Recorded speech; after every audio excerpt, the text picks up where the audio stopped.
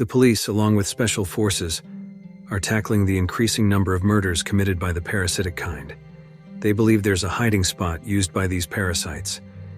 At that time, the police captured a serial killer named Uragami, who, according to information, has a special ability to identify humans infected by parasites. He felt this instinct when he was planning to kill a woman, and a man approached her. He instantly sensed something odd when he saw the man's exceedingly flat face. His instincts told him this man wasn't human, and indeed, when he tried to kill him, the man was busily devouring the woman's body. The police then attempted to test his ability. They gathered individuals suspected of being involved with parasites, including Shinichi. When it was his turn to identify Shinichi, he felt odd because he struggled to identify. Now he sensed something odd with Shinichi, who indeed turned out to be half parasite, half human. Meanwhile, Rioko Tamia, a parasite who had given birth to her human son, apparently aimed to conceive a human child as her experiment, gradually learning how to be a mother. Unexpectedly, her behavior and character began to closely resemble a normal human's. Her ultimate goal revealed was to create a peaceful coexistence between human parasites to protect planet Earth. The news in the paper that day talked about the newly elected mayor, Hirakawa, who stated he would protect humans from parasites. Unknown to the public, he is the leader of the parasite organization himself. Months after the massacre by the parasite Shimada and his mother's death, helped by Migi, Shinichi continued to track and kill parasites hunting humans. During his actions, Shinichi realized someone had been tailing him all this time. It was Kuramori, a journalist assigned by Rioko Tamia. Tamia, now learning to behave like a normal human, initially used Kuramori to monitor Shinichi's activities. But eventually, Kuramori began to discover Shinichi's secret of being half human and half parasite. He planned to expose Shinichi, but Shinichi immediately prevented it. From there, Shinichi knew it was Tamia who instructed Kuramori. Shinichi then approached Tamia to ask why she had been spying on him all this time. Tamia asked Shinichi to stop hunting parasites. She assured him that she was trying to make parasites stop killing humans. She asked Shinichi for time to trust that she was working on changing the parasites' behavior gradually, so they could live together with humans. Shinichi heeded Tamiya's words, and she then stated that if he complied with her orders, she would ensure his safety from other comparison threats trying to kill him. Shinichi, knowing Kuramori's crush on Tamiya, told Kuramori that Tamiya was a parasite. Initially, he didn't believe it. Shinichi proved it by recounting his conversations with Tamiya, and he was shocked and couldn't believe the woman he admired was a parasite. Kuramori was advised by Shinichi to stay out of this issue for his safety, but instead, Kuramori reported this to Mayor Hirakawa, unknowingly a significant figure in the parasite organization.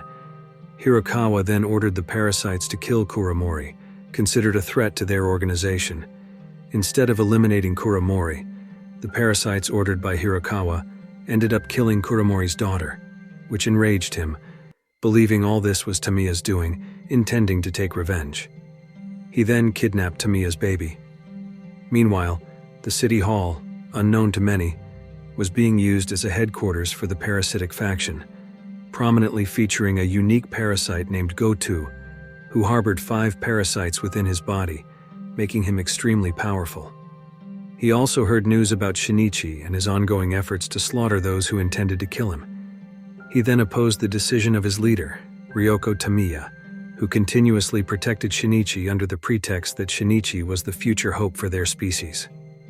Along with Mayor Hirakawa, Goto planned a rebellion to eliminate Tamiya and Shinichi. One night, Migi sensed a strong murderous aura from a parasite following them. Shinichi asked Migi how many parasites were targeting them at that time. Migi felt there were 5, but they were shocked to see only 1 parasite blocking their path. It was Goto. They were newly and shockingly aware that Goto's body harbored 5 parasites simultaneously, and a battle ensued. Goto immediately attacked Shinichi and Migi. They were overwhelmed by Goto's onslaught until finally, Migi and Shinichi had a chance to counterattack and successfully beheaded Goto. As they were about to pierce Goto's heart to finish him off, they noticed a group of people walking towards them. Not wanting to cause a commotion, Shinichi and Migi left the scene, realizing Goto was not yet dead and prepared to face him again someday. Elsewhere, several parasites sent by Goto from Hirakawa intended to kill Tamia.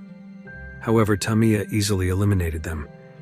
Tamia, knowing her baby was kidnapped by Kuramori, who took him to a zoo, contacted Shinichi and asked him to come there.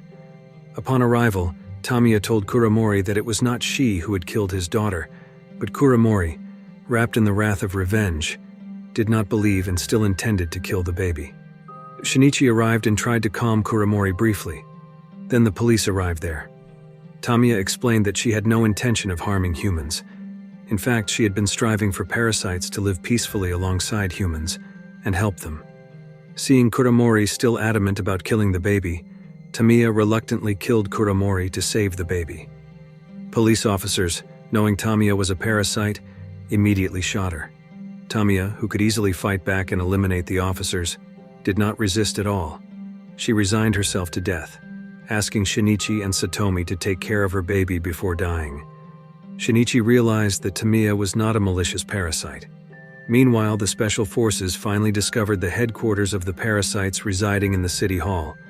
Hundreds of special forces members surrounded the building and conducted a search aided by Uragami. Any detected parasite was executed on the spot. They entered the building and found the mayor standing before them. Assuming the mayor was a parasite, they shot him, but were shocked to discover that the mayor was actually a normal human, not a parasite. He was a human who supported parasites and distrusted humans, considering them greedy and destructive to Earth. Suddenly, from behind, Goto appeared and slaughtered all the special forces without leaving any survivors. The police, along with Shinichi, hearing about the raid at City Hall, arrived at the scene.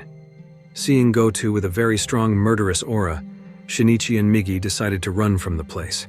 Goto, seeing this, immediately pursued them, initiating a chase. Migi, feeling cornered, unexpectedly detached from Shinichi's body to save him. He fought Goto desperately, urging Shinichi to escape from the area. Shinichi, unable to bear watching Migi being brutally slaughtered by Goto, reluctantly left the scene. Shinichi, overwhelmed by sadness from losing Migi, was comforted by Satomi on a cold, rainy night. The two were swept up in a romantic atmosphere that led to a ritual scene. The next day, Shinichi was shocked when an eyeball appeared on his amputated hand, convincing him that Migi was not entirely dead, and still left remnants in his hand. From there, he realized this could allow Goto to track him down to kill him, and sure enough, Goto found Shinichi. Once again, a chase ensued until they both arrived at a waste processing facility.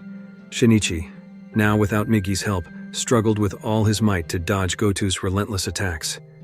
He tried to fight back by stabbing a metal rod into Goto, feeling the attack was ineffective. He resigned himself as he saw Goto preparing to finish him off. However, unexpectedly, a miracle occurred. Migi reappeared from Shinichi's hand and immediately parried Goto's attack. He hadn't died in his fierce fight with Goto. Migi instead entered Goto's body and tried to kill the parasites from within. Unexpectedly, the rod Shinichi had struck into Goto contained a poisonous chemical that weakened Goto's body and aided Migi's plan. The parasites within Goto reacted and gradually destroyed Goto's body. Shinichi prepared to finish off the remnants of Goto.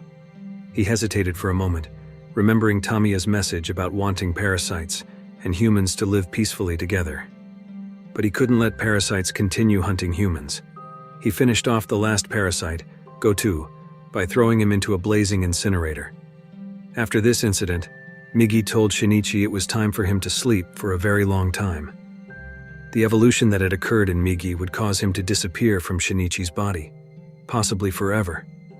Shinichi was shocked to hear this, as he didn't want to lose Migi again, whom he considered a part of his life. However, Migi asked Shinichi to forget him and consider everything they had been through as merely a dream. Instantly, Migi disappeared from Shinichi's hand, and Shinichi's hand returned to normal. Years later, Shinichi and Satomi visited Tamiya's child, who had grown into a toddler and was placed in a childcare facility. While walking, Uragami suddenly appeared, kidnapping Satomi and taking her to the rooftop. Shinichi saw this and chased them to the rooftop. Uragami, still confused because he couldn't identify Shinichi as a parasite or not, demanded Shinichi show his parasitic form or he would kill Satomi. However, since Migi was no longer in his body, Shinichi couldn't show it to Uragami.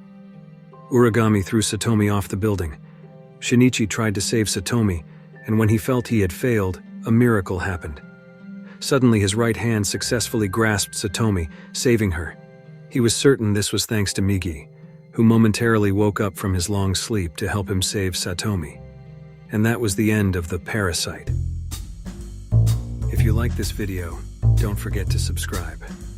Because by subscribing you have supported me to make better videos. See you in the next video.